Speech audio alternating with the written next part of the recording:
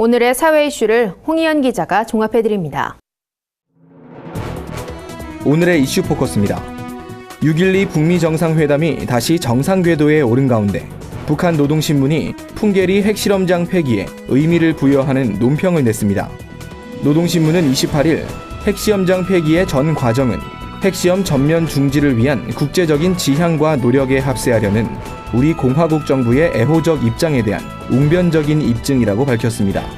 이어 국제기자단의 현지 취재를 허용한 것은 앞으로도 국제사회와의 긴밀한 연계와 대화를 적극화해 나갈 것이란 입장을 확인한 것이라고 덧붙였습니다. 이에 대해 대북 전문가들은 북한이 비핵화에 적극 나서겠다는 뜻을 우회적으로 표현한 것이라고 평가했습니다. 트럼프 미국 대통령도 북미 회담에 대한 청사진을 다시 한번 꺼내들었습니다.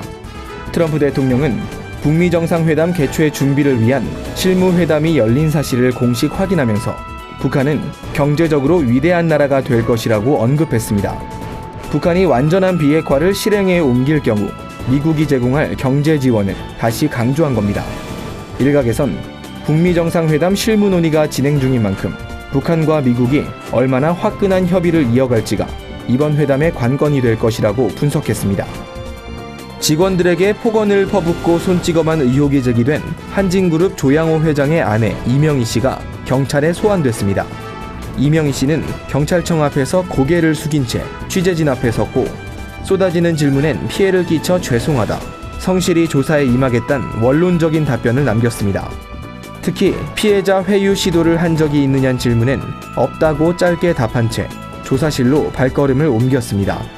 경찰은 그간 확보한 피해자들의 증언과 증거자료 등을 종합적으로 검토해 상습폭행이나 특수폭행 등 혐의를 추가로 적용하는 방안을 검토하고 있습니다. 그룹 방탄소년단의 정규 3집이 빌보드 메인 앨범 차트 정상을 차지했습니다.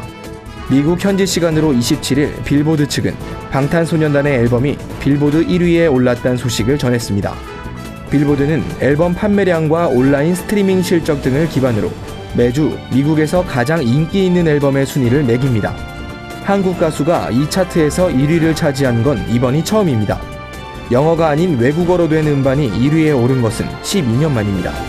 한편 방탄소년단 이전 국내 가수 중 빌보드 차트의 최고 기록은 지난 2012년 싸이의 강남스타일이 세운 빌보드 핫100 차트 2위입니다. 구티비 뉴스 홍우연입니다.